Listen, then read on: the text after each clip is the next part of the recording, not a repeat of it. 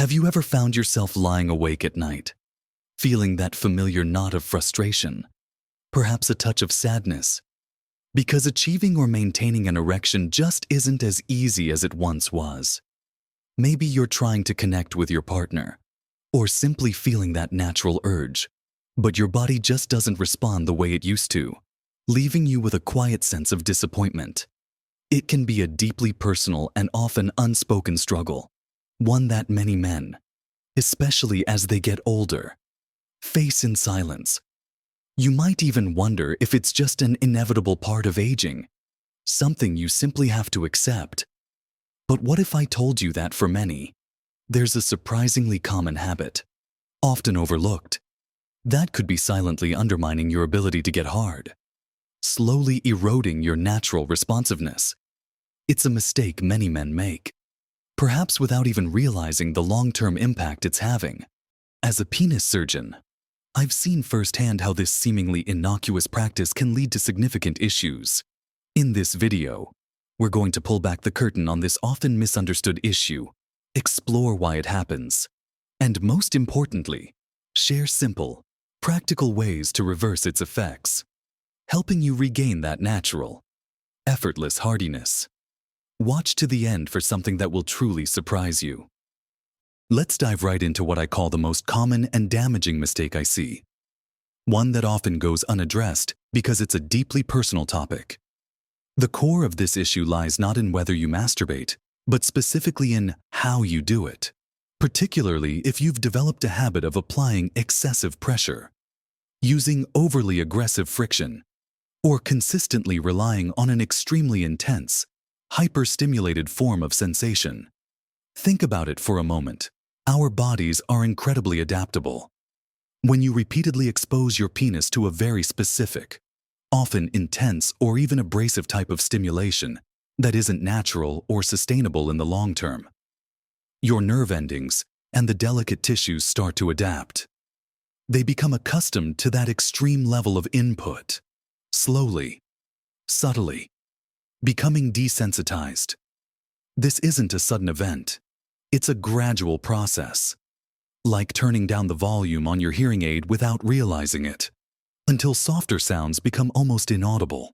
What happens then is that when you're in a natural, intimate setting with a partner, or even when you're just trying to achieve a spontaneous erection, the more natural, gentler, and varied sensations simply aren't enough to trigger the full arousal response you need. Your brain and your penis have been conditioned to expect a much higher threshold of stimulation, and anything less falls short. This desensitization isn't just about nerve endings, either. When you apply excessive pressure or use overly vigorous strokes, you're also putting strain on the incredibly fine network of blood vessels within the penis. These vessels, especially the arterioles and capillaries, are responsible for the vital blood flow that fills the erectile chambers, allowing you to get firm.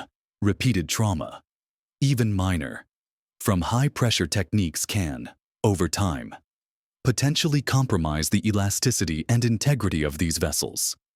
Imagine a garden hose that's constantly being kinked or stepped on. Eventually, the water flow won't be as robust. Similarly, compromised blood flow, even subtle, can make it harder to achieve and sustain the rigidity you desire. It's not about causing visible damage overnight, but a cumulative effect that quietly, persistently, erodes your natural erectile function. The penis is designed for sensitive, pleasurable stimulation, not necessarily for enduring extreme friction or pressure.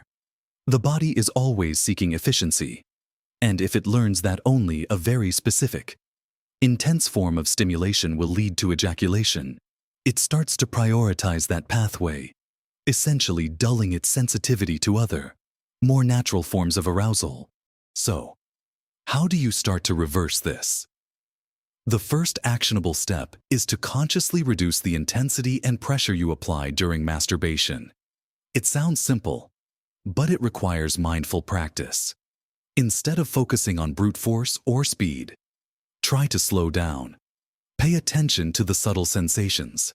Use less grip, lighter strokes, and less direct friction. Think about it more as a gentle massage, exploring different types of touch and pressure, rather than a race to the finish line. This helps to re-educate your nerve endings, allowing them to regain their sensitivity to lighter, more nuanced stimuli. It's about recalibrating your system. Secondly, consider introducing a variety of techniques. If you've always used a very specific hand grip or position, try changing it up. Experiment with using different parts of your hand, or even a soft cloth or lubricant to reduce direct skin-on-skin friction. The goal here is to break the pattern of relying on one single, extreme method of stimulation. The more varied and less intense your stimulation, the more your nerve endings will start to wake up and become responsive to a broader range of sensations, which is crucial for natural intimacy. Another crucial aspect of this mistake, often overlooked, is the psychological component. When you consistently rely on a highly specific and often unnatural method of masturbation, your brain begins to form a very strong association between that specific, intense stimulus and the achievement of an erection and orgasm. This can create a disconnect. Your brain becomes conditioned to expect that precise, highly intense input. When you're then faced with the more varied, often softer, and less precise stimulation of natural intimacy with a partner, your brain might struggle to make that same connection. It's almost like trying to start an engine that's only ever run on a very specific, high-octane fuel, and now you're trying to use regular gasoline. The engine just doesn't respond in the same way. This psychological conditioning can be just as impactful as the physical desensitization. It's not a conscious choice. It's your brain forming a deeply ingrained pattern. You might find yourself mentally searching for that familiar, intense feeling, and when it's not present, arousal becomes difficult, leading to performance anxiety and further frustration. To address this, alongside the physical adjustments, it's vital to practice mindful masturbation. This means being present and focusing on the overall experience, not just the intense peak. Engage your other senses, listen to music, create a relaxing environment, and try to visualize positive, intimate scenarios. This helps to retrain your brain to associate pleasure and arousal with a broader context, rather than just that one specific, high-intensity sensation. It's about expanding your arousal vocabulary. Furthermore, consider reducing the frequency of masturbation for a period if you feel you're over-relying on it. This isn't about abstinence, but about giving your system a chance to reset.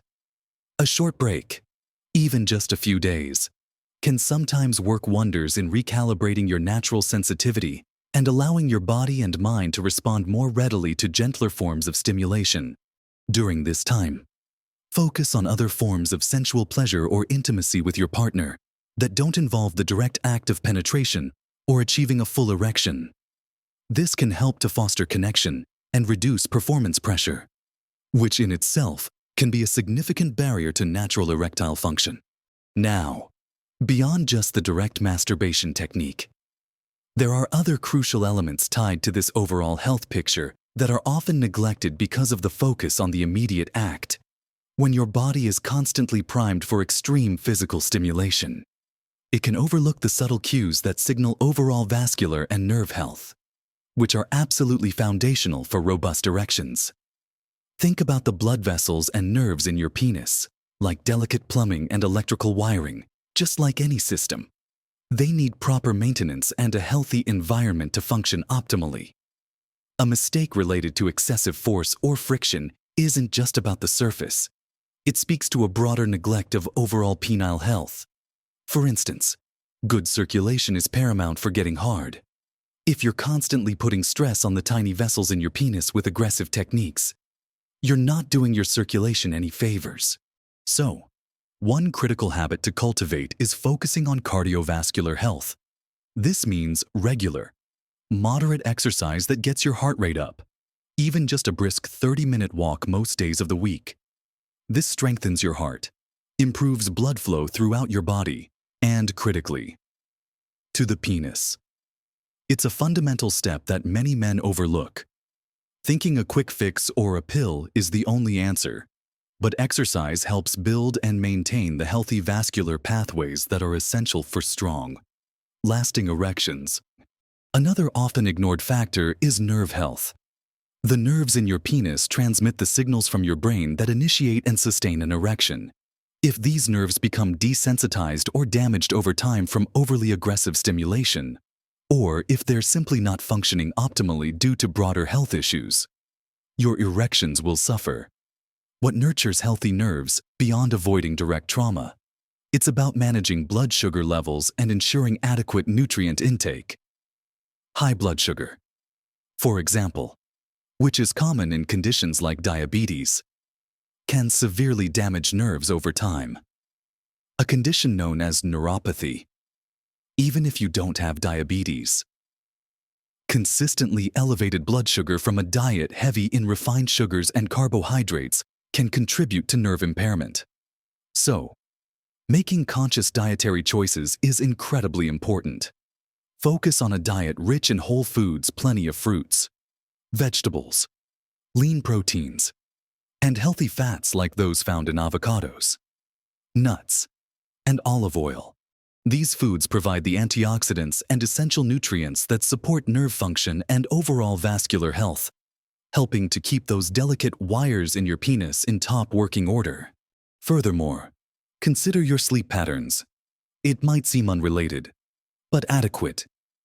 Restorative sleep plays a massive role in hormone balance, including testosterone, which is crucial for libido and erectile function. When you're sleep deprived, your body isn't just tired, its hormonal systems are disrupted, making it harder to get aroused and sustain an erection. It's a silent killer of bedroom performance for many men. Aim for 7 to 9 hours of quality sleep each night. Establish a regular sleep schedule. Create a dark, cool, and quiet bedroom environment, and avoid screens an hour before bed. These simple changes can dramatically improve your body's ability to recover, regulate hormones, and support all physiological functions, including erectile responsiveness. Finally, reducing stress is absolutely paramount. Chronic stress floods your body with cortisol, which can negatively impact testosterone levels and constrict blood vessels, making it much harder to achieve an erection. Incorporate stress-reducing activities into your daily routine.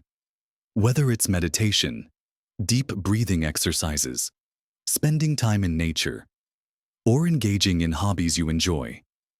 These holistic approaches, combined with the mindful adjustment of your personal habits, create a powerful synergy that truly supports your ability to get hard naturally and reliably, allowing you to move past the damage caused by that silent mistake. So, we've walked through some incredibly important aspects of regaining and maintaining your natural erectile function, particularly focusing on that often overlooked mistake of overly aggressive or hyper-intense stimulation. Remember, it's not about giving up personal pleasure, but about transforming a habit into a healthier, more sustainable practice.